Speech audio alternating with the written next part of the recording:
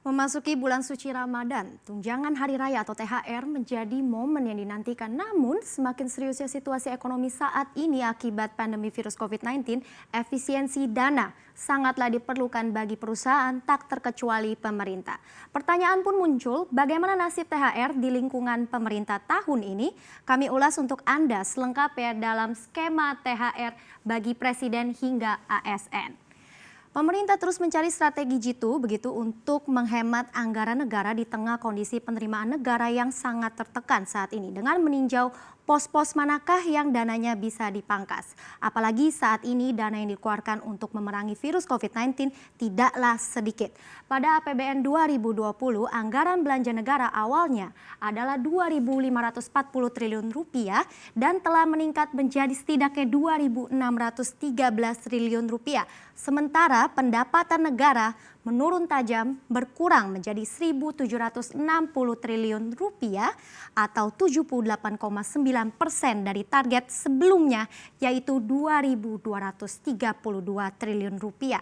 Maka itu Menteri Keuangan Sri Mulyani menyebut APBN tahun ini cukup berat. Bahkan tahun ini penerimaan negara diproyeksi turun hingga 10%, sementara pengeluaran pemerintah untuk menstimulus perekonomian harus terus dilakukan. Sehingga keputusan merobak postur APBN menjadi pertimbangannya pemerintah karena kebutuhan dana untuk penanganan virus COVID-19 memang lebih mendesak. Jadi dana THR untuk para pejabat dipilih menjadi salah satu pos yang paling memungkinkan bagi pemerintah untuk dihemat. Kita lihat selanjutnya siapa saja yang sudah dipastikan tidak mendapatkan THR tahun ini. Ternyata tahun ini THR juga tidak akan diberikan bagi orang nomor 1 di Indonesia yaitu Presiden, Wakil Presiden, dan tak terkecuali juga para menteri, kemudian anggota-anggota DPR, DPD, MPR, dan kemudian kepala daerah, berarti ini juga termasuk dengan gubernur, wali kota, dan yang terakhir adalah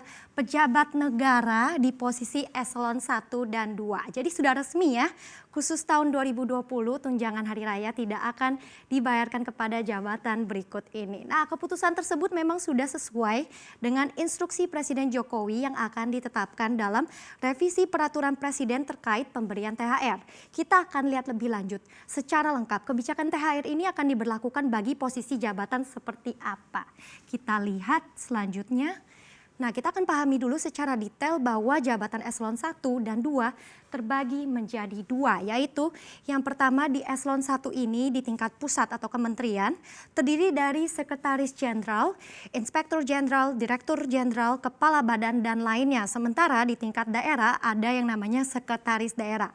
Adapun untuk di eselon kedua di tingkat kementerian meliputi kepala biro, kepala pusat, sekretaris dirjen, sekretaris badan, dan sementara di tingkat daerah ada asisten sekretaris daerah, kepala biro, kepala dinas, dan kepala badan untuk daerah setempat. Jadi berdasarkan kepangkatan, eselon 1 dan eselon 2 adalah pegawai negeri sipil dengan golongan 4E dan 4C, di mana jumlah PNS pada golongan tersebut mencapai 48.828 orang atau hanya 1,6% dari seluruh total jumlah PNS pada data Badan Kepegawaian Nasional atau BKN per Desember 2019, yang berarti masih sedikit jumlahnya jika kita bandingkan dengan PNS eselon 3 dan ke bawah. Meski begitu, memang aturan ditiadakan THR tahun ini menjadi kabar buruk gitu ya bagi PNS eselon 1 dan 2. Tetapi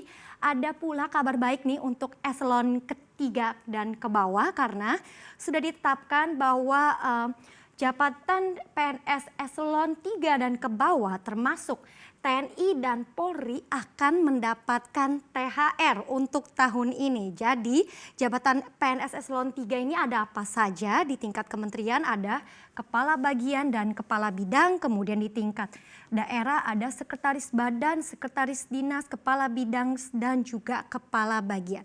Jadi jika Anda PNS eselon 3 dan ke bawah, Anda boleh tenang dan tidak khawatir ya karena THR tahun ini aman. Tetapi ada rincian yang berbeda untuk THR tahun ini. Kita akan lihat seperti apa. Nah, THR bagi PNS tahun ini akan diberikan berupa gaji pokok plus tunjangan melekat seperti tunjangan untuk istri dan suami ataupun untuk anak. Ini masih masuk ke dalam THR. Tetapi bagi Anda PNS yang belum berkeluarga misalnya, berarti THR akan diterima hanya berupa gaji pokok saja. Nah, lalu khusus ya untuk tunjangan kinerja atau TUKIN yang biasa disebut dengan gaji ke-13 ini tidak termasuk dalam tunjangan hari raya pada tahun ini. Sehingga skema pemberian THR tahun ini akan berkuranglah dari tahun sebelumnya. Tetapi bagaimana sih dengan pensiunan kalau kita bisa berpikir gitu, apakah pensiunan tetap akan dapat THR? Jawabannya iya, karena pensiunan masih masuk dalam kelompok rentan. Karena kita juga harus ingat ya, para pensiunan juga sudah tidak bekerja dan juga hanya mengandalkan penghasilan dari uang pensiun.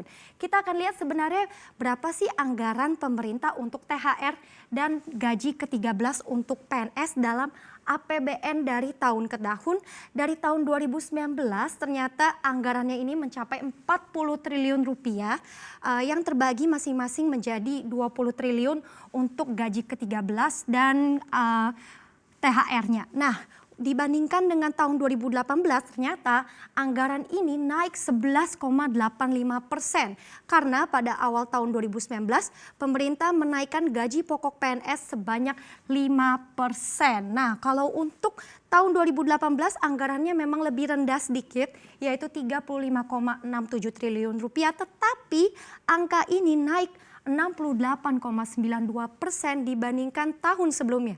Mengapa begitu? Karena pemerintah saat itu memutuskan untuk memberikan tunjangan gaji ke-13 bagi pensiunan. Jadi, skema kebijakan baru pemerintah tadi terkait pemberian THR kepada PNS bisa kita simpulkan juga bahwa sebenarnya mayoritas PNS masih akan menerima THR tahun ini. Tetapi jumlahnya hanya sedikit berkurang. Jika Anda berandai-andai, selain itu apa sih sisi positifnya dari hal ini?